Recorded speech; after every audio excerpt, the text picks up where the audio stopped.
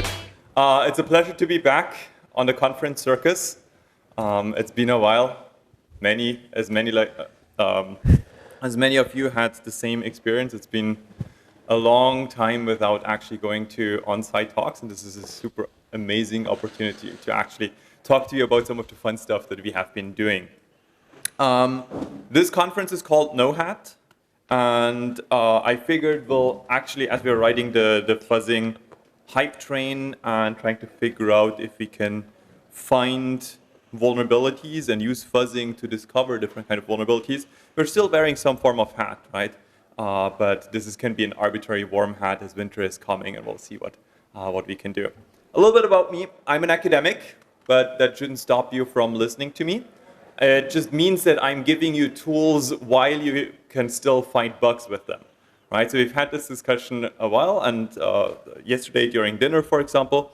And one of the big differences is if security researchers give talks that are primarily interested in bug bounties, they will only release their tools whenever their tool no longer finds any effective bugs. What we researchers do is we try to get as much fame as possible, and we want to release tools much earlier than others. So we do a proof of concept. We show that a new technique is actually useful. And as researchers or as academics, we have to be poor. So we're not trying to get as much money out of the bug bounty programs as possible, but we're releasing tools so that you folks can actually use them. So all the different things that I'm talking about today are open source. You can download them, you can play with them, you can figure them out, you can integrate them into your tool chains, and you should, right? So just to give you a bit of perspective of what kind of research we're doing, we're working on 3 large areas in my group, and I've got about 20-ish people working on different aspects. We do software testing, we do mitigations, and we do compartments. Compartments is like you have large complex software, you break it into small components, you do fault domains, and you try to figure out that this actually makes your system a bit more secure. Mitigations, I'm sure you know control flow integrity, shadow stacks, and so on. This is also an area that we're dabbling in a bit. But most interesting to you, because you want to make money, is software testing. And software testing is a tool to help the developer to prune bugs, using fuzzing to discover them and sanitization to detect them. Now, that aside, right, we're going to focus on fuzzing and bug finding and turning stuff into exploitable crashes from now on. I've looked around at the last couple of conferences just this year, academic and hacker conferences as well, and all of these top conferences have something in common. Just looking at the program, each of these conferences has like a full session or 2 sessions or 3 sessions on fuzzing. This is Unix security, this is NDSS, this is, first was SMP, this is Unix security, and there's RAID. CCS was just last week or this week. It had 2 sessions on fuzzing. So fuzzing is a very hot and ongoing topic. Now, you may wonder why are we doing fuzzing, right? We've just heard from David that we've been doing security for 20, 30 years, right? Why is this still interesting, right? Well, bugs are still everywhere. There's bugs wherever you look, right? And you just have to poke the software a little bit. It's going to explode in your face and crash. And some of these explosions can actually have some collateral damage and allow the attacker to take over your system. As many bugs are exploitable, right? And this can result in your system being compromised by ransomware, your virtual machine being taken over, your super fancy new electric car being turned into a remotely controlled toy vehicle, which is fun for the hacker on the control. It's not so much fun for you sitting in the car. It can invade your physical spaces by turning smart locks into matching opening devices and so on. Right? Going back to what I said before, there's the difference between software testing and mitigations. We could now put in a lot of effort into mitigation, making the exploitation of these bugs as hard as possible, but this wouldn't help us in removing the bugs from the software, right? It would just make exploitation harder. And you hackers are clever. You will figure out a way to actually get around these mitigations and develop tooling and so on. So it's not going to be super effective.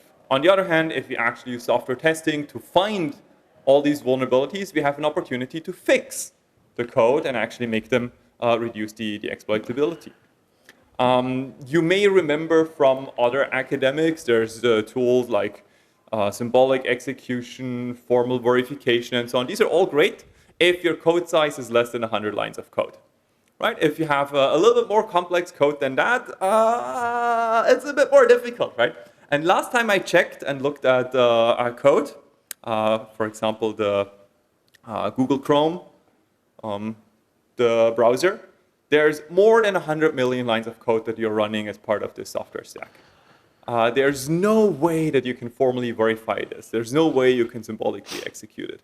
And just for reference in code complexity, because like 100 million lines of code is really, really hard to imagine, I have two pictures here. One of them is Margaret Hamilton, who was responsible for the Apollo guidance computer. You're too young for that, but that thing flew to the moon on very primitive hardware. And they printed out the software stack that was running on the system in assembly code. And like, if you're generous, there's about 2 meters of software complexity, right? If you print out the Google source code, we have about 400 meters of complexity in a high-level language. So this is much more complex and much harder to assess. So we need some form of automated techniques to actually handle this massive amount of complexity without it breaking down.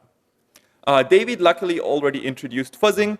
I'm just going to do it one more time because we saw that a lot of people actually did not work with fuzzing yet.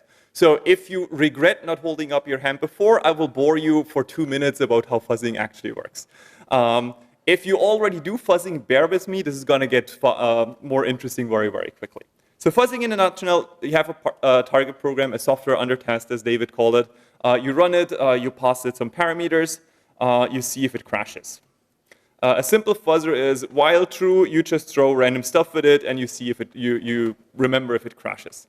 And the main goal of fuzzing is, don't be clever, don't spend too many cycles, don't overthink it, be fast. As many executions as possible.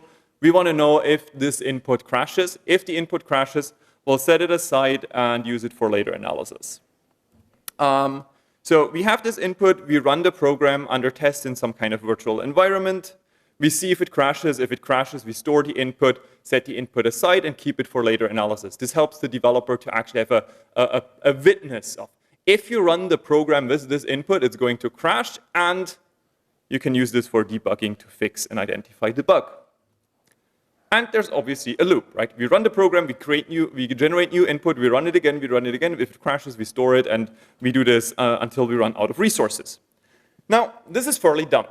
And this has been like that until 2010-ish, where we just do random changes to the input and hope that we will trigger some more interesting behavior. Now, if we use some form of information about the program, just like a note of which kind of functionality has been executed, we know which inputs that we randomly create trigger some kind of interesting behavior.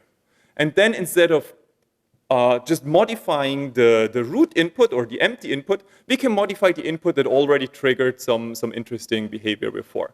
So this is a kind of change in a thought pattern. Instead of just doing it from scratch every single time we create an input, we modify input that has been successful before, hoping that it will be successful again and more interesting again. Right? So to make fuzzing effective and find more interesting bugs, there's a couple of things we have to look at when we're optimizing. First, our test cases should trigger bugs, so we're using some kind of coverage-guided fuzzing for that. Second, the fuzzer must be able to detect the bugs, right? If it just silently passes the bugs and doesn't really figure out if there's been a bug triggered or not, tough luck, right? And performance is key. Fuzzing is a zero-sum game. Going back to also the introduction that David did using game theory, right? You have a finite amount of resources. Even if you're playing this game for an infinite amount of time, at any point in time, you have a finite amount of resources. And you want to get as many bugs out of the cycles that you have available as possible.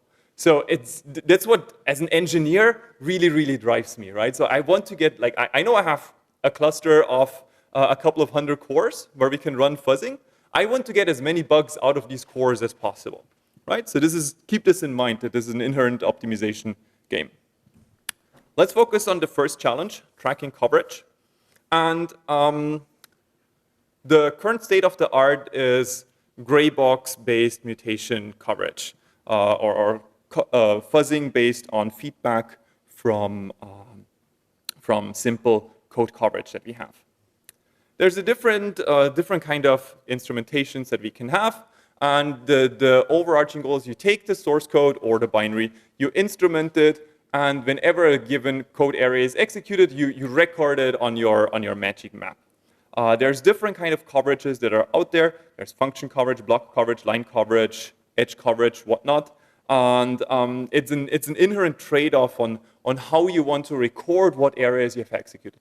The more cycles you spend on recording coverage, the fewer cycles you're actually spending executing the code. On one hand, you may get better information about what you're executing. On the other hand, it's more costly to collect. So you'll have to figure out some form of trade-off here.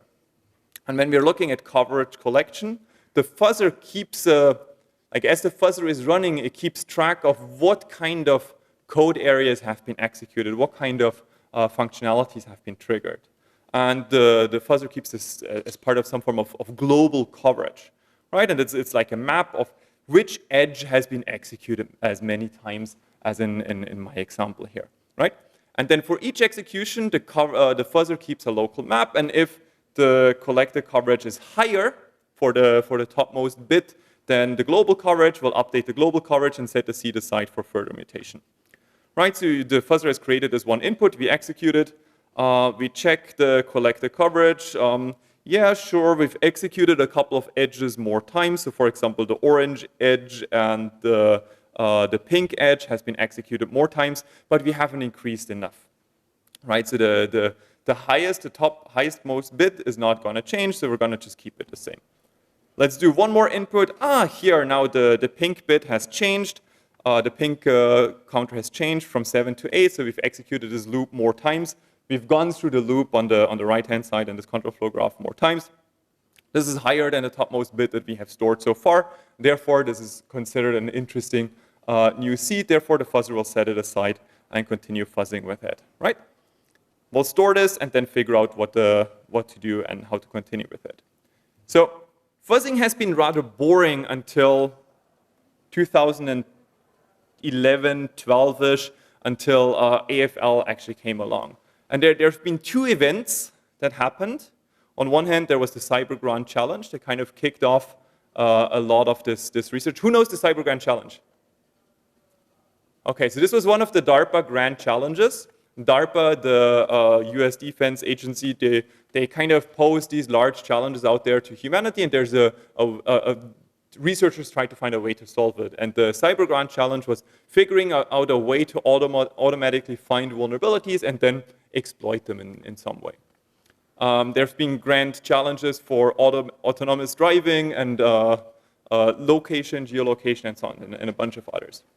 And this challenge was focused on vulnerability search and vulnerability discovery. And this led to what I call the Cambrian explosion of fuzzers. If you've paid attention in biology, the Cambrian explosion is when life happened and it just exploded and there's all these life forms that came out. And we see the same as all the fuzzers. There's now hundreds of fuzzers. At each conference, there's 10 new fuzzers being proposed, and all with slight differences and deviations.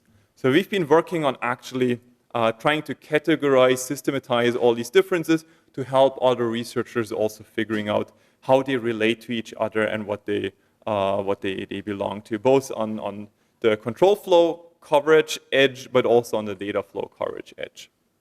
So this will help you choose what kind of fuzzer you want to have, and also gives you a way to measure for a given program what kind of feedback will be most useful. So it's a summary for tracking coverage. Coverage helps a fuzzer to effectively explore new code areas. It's a feedback process that tells the fuzzer what areas actually are interesting. Code coverage and edge coverage, for example, is very cheap to obtain. It's like 2 or 3% overhead, and precise enough in general. So all the fuzzers pretty much rely on a form of code coverage. There's many flavors of code coverage with subtle differences. Do check out, and you may want to hand tune, but it's very easy to just set up a fuzzer, go with it, and then tune along while you actually observe your fuzzing campaign. Future research, so if you are interested in writing new, more interesting fuzzers. Alternatives to code coverage. What is a good approximation of code coverage? For example, in areas where you cannot really instrument your binary, think of embedded systems, think of systems where you don't have debug primitives or like closed environments or other kind of binaries that make it hard for you to obtain this information. Combining different coverages and also adjusting coverage as needed during the campaign. For example, after you finish the exploration campaign and you know how code actually works, you want to go into an exploitation phase where you figure out individual bugs, and there some more fine-grained feedback may actually be fairly useful. Second challenge, detecting bugs. Well, if we would just know that a bug is there, this would be super easy, right? If the bug would just tell you, hey, this is the bug, I'm on line 15, fifth character, go fix me, right? Unfortunately, this doesn't work that way, and we need some form of oracle. We need a way that tells us that, hey, there actually is a bug. If you don't have source code, you may just YOLO it, or you could statically rewrite the binary, right? Something that you get, like if your program seg faults, yeah, that's very likely a bug, right? So that's a very cheap oracle if it seg faults or not. You can statically rewrite the binary to make it more likely to seg fault, to retrofit some kind of fuzzing or address sanitization instrumentation into it, and we'll talk about this in a bit. Or if you do have source code, that's the ideal case. And I disagree a little bit with David here, and I didn't pose a question, so you cannot really shoot me down, and I can just, as a speaker now, I can talk about it, that often if you do have source code, it makes fuzzing and bug finding much easier, and you can actually spend some cycles on instrumenting it with different kind of sanitizers. Who knows sanitizers? Quick show of hands.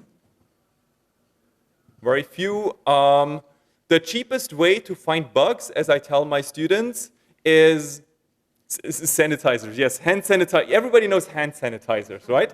It gets rid of germs on your hands, especially over the last two years, right? A sanitizer is the cheapest way when you're writing code to find vulnerabilities in your code. You do dash f sanitize equals address. Your code compiles, and if you touch illegal memory, you get a nice bug report that tells you, hey, there's a bug over here. You should during testing, you should always compile your code with sanitization. There's concurrency sanitizers, or thread sanitizers. There's type sanitizers. Logic bugs, we don't really have something useful for logic bugs yet. So that's a nice way for you to look at future research. But I don't just want to talk about sanitizers because this research has already been done. You should be using sanitization during fuzzing. And we can talk about some of the trade-offs here, but I'm happy to do that during the break. But the main goal or the main issue I want to talk about is that, yes, crashes are great, but having actual bugs are much better. A fuzzing campaign produces n crashing seeds that map to m bugs, right? So after fuzzing, you have n crashing seeds, and your fuzzer tells you all of these seeds are unique bugs, right? But you don't know. In essence, there's only going to be m actual bugs, and often m is much smaller than n, right? So now, given that you have these 7,000 total crashes or 1,000 unique crashes, how do you distill them into the number of unique bugs? Right, in this example here, there were 7,000 crashes on AFL, 124 unique, and all of them were the same bug. Right, you've got a couple of overhead, a couple of orders of magnitude difference between the number of real bugs and the unique bugs that your fuzzer reports. And this is going to cost you a lot of resources. And if you are a bug bounty hunter, you're only paid once per bug, right? So it doesn't matter if you say, hey, there's more bugs here, right? It just doesn't work like that. Now, the challenge that we have is, given n, the number of crashing seeds, how do we distill them into the set of actual bugs? Well, one approach is we could just do call stacks, right? Group all the crashes based on the hash of top k frames. Well, the issue here is that there's a whole bunch of type 1 errors. So there's going to be duplicate bugs that crash at different addresses and will will lose those, will overcount by about 2 orders of magnitude. Crash location, that's another simple estimator. So we just record the crash location and treat each crash location as a different bug. The prime counter example here are use after 3 bugs. Use after 3 bugs will crash anywhere, right? So the crash location has nothing to do with the actual bug that you're looking at. So this is pretty useless as well, unfortunately. So both of these approaches overcount by 2 to 3 orders of magnitude, wasting your developer time. So if for 100 potential bugs, you spend 100 days analyzing them, and then you have 1 final bug. That's not going to be super worthwhile. So we spent some resources. We did 79 CPU years of fuzzing, and we looked at 254,000 crashing seeds that we got out of it. That's actually a fairly substantial number. And then we analyzed the different seeds. It's actually great if you have PhD students. They can actually do a lot of stuff and look at this manually, so you can get ground truth. And the existing grouping that have been used, both over and under approximate bugs. This is bad. Each bug is triggerable by a unique trigger, right? Like if you think about it, each bug that is out there will have some form of unique trigger that you can use to actually trigger the bug. And large sections, if you trace the program execution to the bug, large sections of this execution path are irrelevant to the crash. Now, if we could identify the small sequence of the path that is actually responsible for the vulnerability and for the crash, we could use this to identify it based on the topology. So our idea that we had is we want to minimize the path, prune all the irrelevant sections that do not correspond to the bug trigger, and then cluster by graph topology to match similar kind of subpaths. And we're introducing Igor for that. Igors are, if you know Discworld, and I'm a huge fan of the Discworld novels. You should totally read them. In Ankh-Morpork, there's a group of Igors that are helpful servants to crazy scientists. And we used the name for that. It's Terry Pratchett is the author, and you should all read his books. They're amazing. So we're introducing Igor to help us distill all these different crashes, and the underlying pipeline looks like that. We get all the crashes in, we do some data processing, filtering, and then Igor fuzzing, and then we do graph clustering, and then we get clustered crashes. So for each of the bugs, we get a cluster of the crashes out there. You see fuzzing in the first box. I'm going to spend some more time on this fuzzing. We're going to do fuzzing, but different, right? So the goal of fuzzing usually is we want to maximize coverage. We want to trigger new and different bugs. For Igor fuzz, we don't. Now with Igor fuzz, we flipped the fitness function, and we want to have as little coverage as possible while triggering the same bug.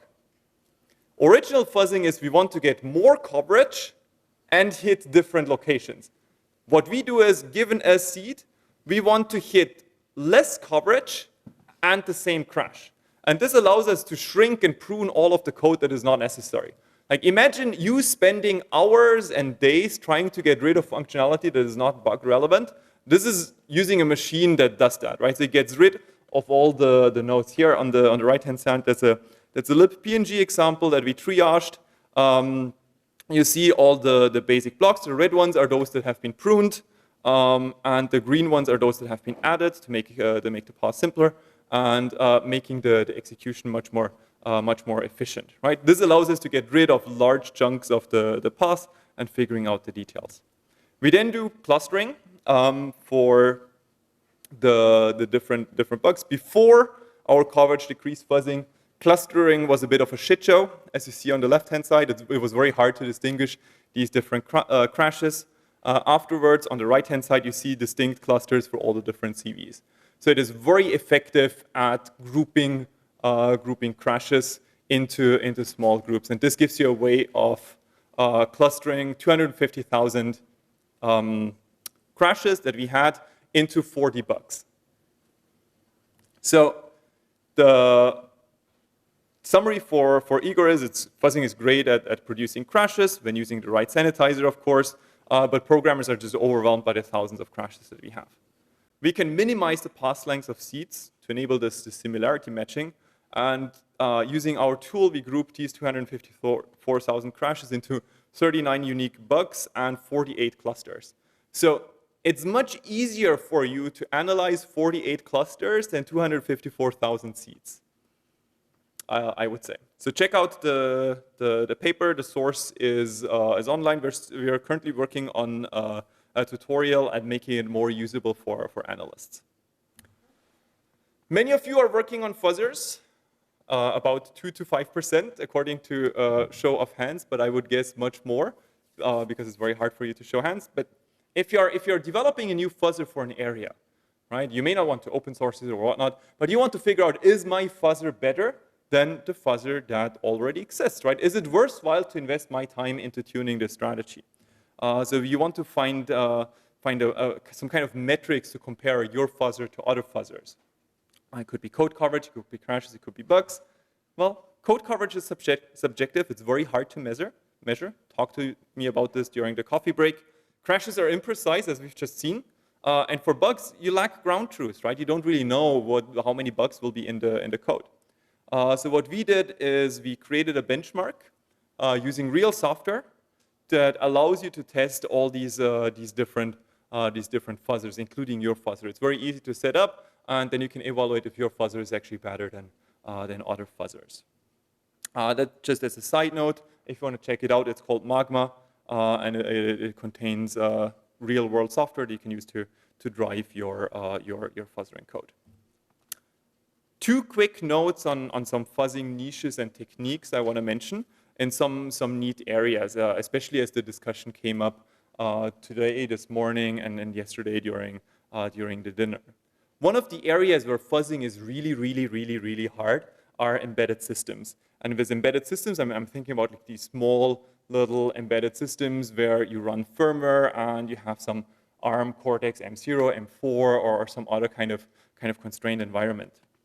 And the issue there is, right, they're not running an operating system. They're running on the hardware itself. They are heavily customized. It's very hard to use. It's very hard to look at. The firmware is task dependent. There's a metric shit ton of different peripherals you would have to support, and it's super hard, right? There's no way for you to do peripheral discovery and to actually support all these different systems. One thing all of these systems have in common, though, is that they have some form of HAL, a hardware abstraction layer. And there's a bunch of different HALs, and we use this. So instead of implementing an emulator for each individual peripheral, we implement an abstraction layer that allows you to hook when an individual HAL function was called. Like whenever a HAL function is called, for example, UART read or UART write, instead of implementing and emulating the UART chip, which would drive us insane, we allow you to intercept and then replace it with a 5-line Python script.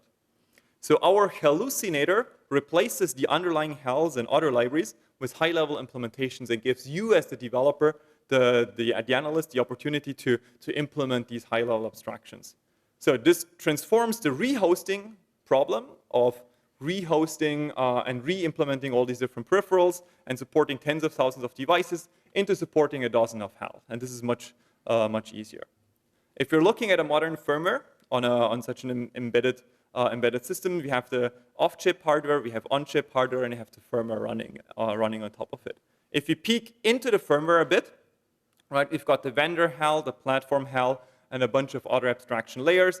On top of that, we may have RTOS, protocol stacks such as low-level IP, SIGBee, peripheral libraries like sensors and so on, and then the application code on top. Our rehosting uses QEMU to run all the low-level instructions, and then defines interception points for whenever hardware is accessed through the HAL, and you can then implement these HAL abstractions on top of it. Either running the full stack, application code, RTOS, the real-time operating system protocol stacks, or even going higher and abstracting these low-level systems as well. giving you an opportunity to intersect and intercept the application code. So in Hallucinator, we do HAL-based firmware rehosting, and you can locate HAL functions in firmware in the firmware address space, and then use this as individual hooks. QEMU translates the instructions. We trap on peripheral access based on the HAL functions, and then enable fine-grained introspection.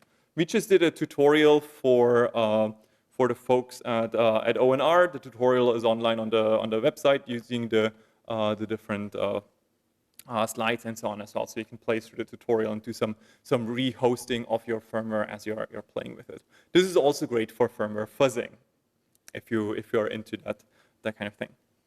A second project I want to talk about that we've been pushing really, really hard on, also making it available to you folks, is Retrowrite.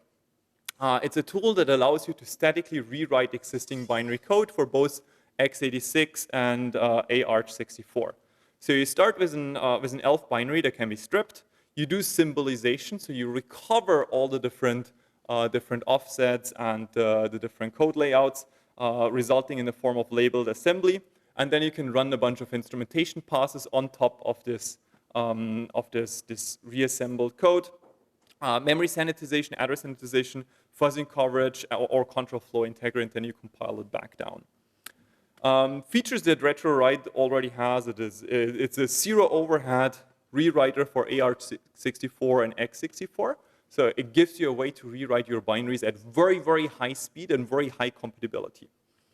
Fully symbolizes ARM and x64 code, and we provide, as I said, address sanitization, fuzzing, and coverage, function shuffling, exception handling, basic control flow integrity, and shadow stacks.